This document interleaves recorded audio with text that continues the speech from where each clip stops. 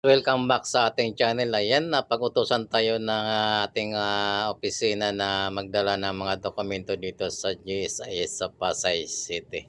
Ayan, at dahil napag-utusan tayo at tayo naman ay sumunod.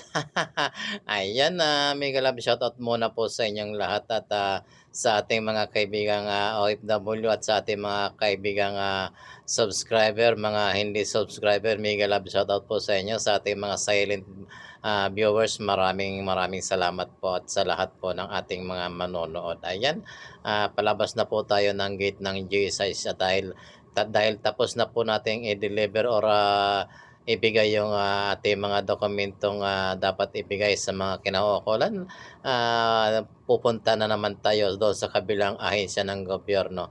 Ang ating nga palang dinala doon yung meron po tayong isang sasakyan na kinuha natin ng insurance dito sa government service insurance sa dito po sa GSIS. Ayan. At pagkatapos po nating magdala ng mga dokumento at maibigay doon sa dapat bigyan, didiretso na po tayo ulit doon sa Manila sa Department of Labor and Employment. Sa Duli po sa Maynila sa main office sa may Intramuros. Kaya dito muna tayo dadaan sa mga loob-looban kasi at medyo matraffic doon sa may Roas Boulevard or doon sa may Jokno. Ayan, dito tayo dadaan sa may CCP Complex kung saan medyo maluwag-luwat at maaliwalas ang kalsada dito. Ayan, halika kayo't samahan niyo tayo sa ating paglalakbay sa araw na ito. At ayan, nandito tayo sa may runabout malapit sa Sofitel Hotel. Ayan, at shoutout po sa ating mga kaibigan. Ayan na. Kayo ba'y si host po ay medyo tuloy-tuloy lang yung pagbablog. Wala po tayong putol-putol or wala pong edit-edit dito sa ating pagbablog na to. Kung ano po yung makita nyo sa camera, yun na po, sa ating mga video, yun na po yung nakuna ng ating camera. Yan, nakita nyo po yung building ng Sofitel Hotel dito sa may Pasay City or sa may malapit sa PICC. Ayan na kung saan dito po tumutuloy yung ating mga bisitang mga Amerikano mula sa Polpa. Yan malapit po ito sa dagat at malapit din po sa Navy Headquarters. At sana siya nga pala, maraming salamat po doon sa mga naniniwala sa ating mga video at patuloy na nanonood sa ating mga ginagawang pagbablog. Ayan, kakanan na po tayo dito. Papunta na tayo ng PICC. Itong nasa kanan po natin, ito na yung CCP Complex, yung Cultural Center of the Philippines. Ayan, napakaluwag po ng kalsada rito. At kung doon ka dadaan sa may Roas Boulevard, napaka-traffic. Pero hindi po tayo makakaiwas doon sa traffic. At samahan niyo po ako para makita niyo kung saan nagsisimula yung traffic dito sa may Roas Boulevard. Ang traffic po dito magmula po yan doon sa may Buendia. Hanggang doon na po yan sa may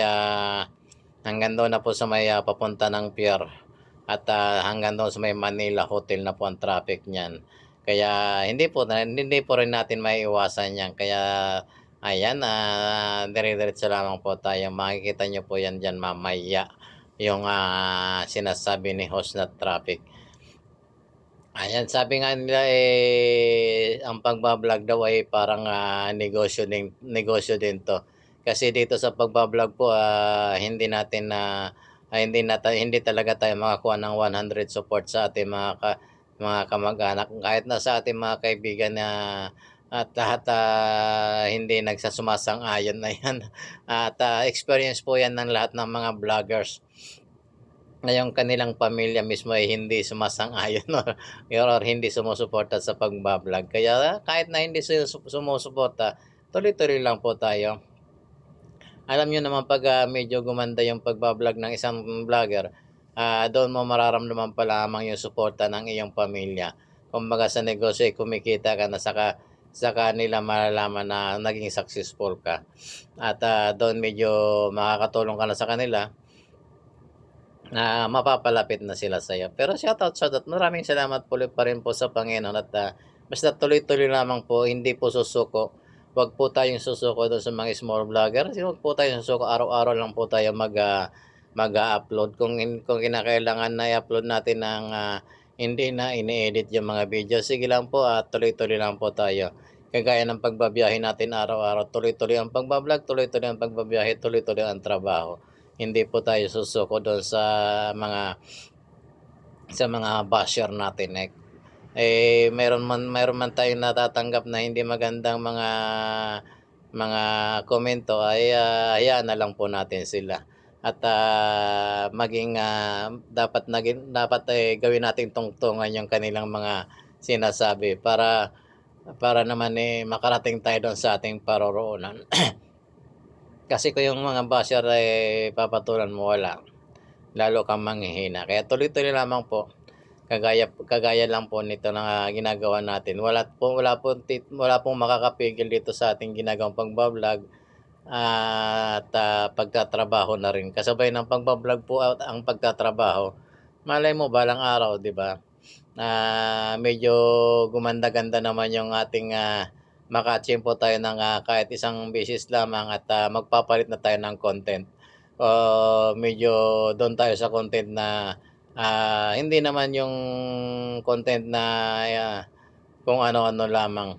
Yung content na makakatulong tayo sa kapwa natin. Kaya itong pinapagbablog natin, minsan nakakatulong din naman tayo, kaya lang sa ibang paraan.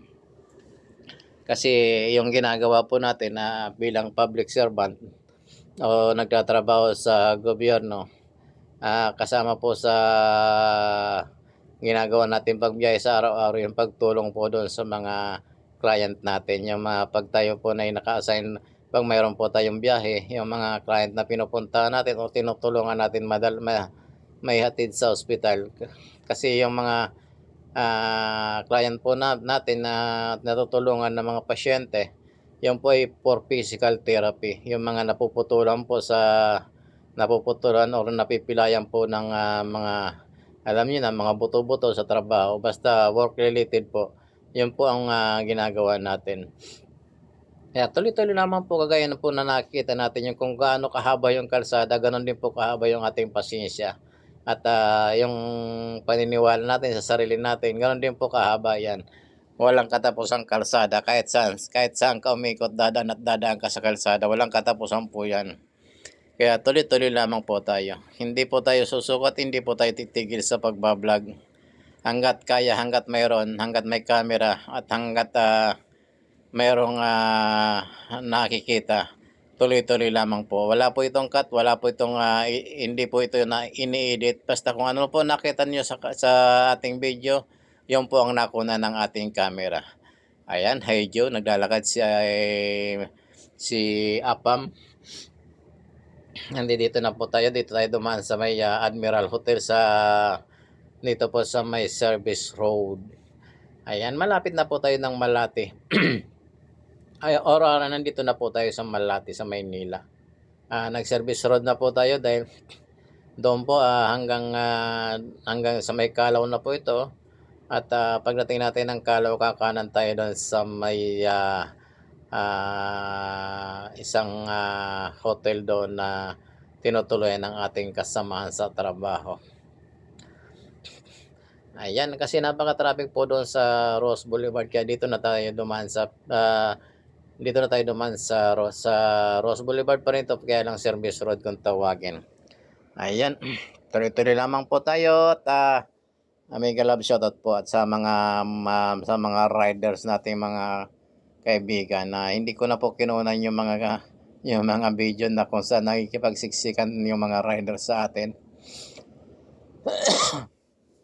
Ayan, inuubo tuloy si Os. At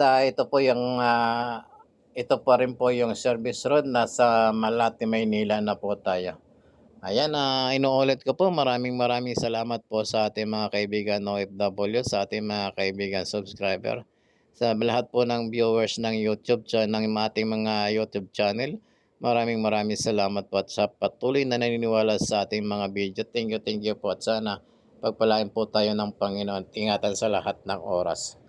Ayan, medyo malapit na po tayo makarating sa medyo heavy traffic na rin dito kasi guys, Kaya 'pag, ayan yung building po na yun nakikita niyang mataas, doon tayo kakanan sa may Kalaw.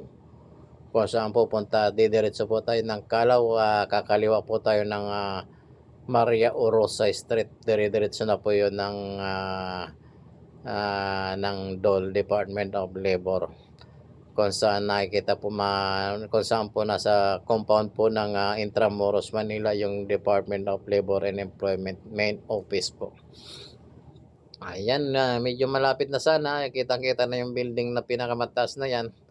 Kaya lang medyo traffic po, kaya hindi na po tayo, hindi na po tayo magba-vlog doon kasi mauubos yung oras natin dito sa traffic na 'to. At, inuulit ko po't maraming salamat po sa inyong lahat, sa ating mga kaibigan OFW. Thank you po sa lahat po ng naniniwala sa ating vlog. Maraming salamat po sa inyong lahat.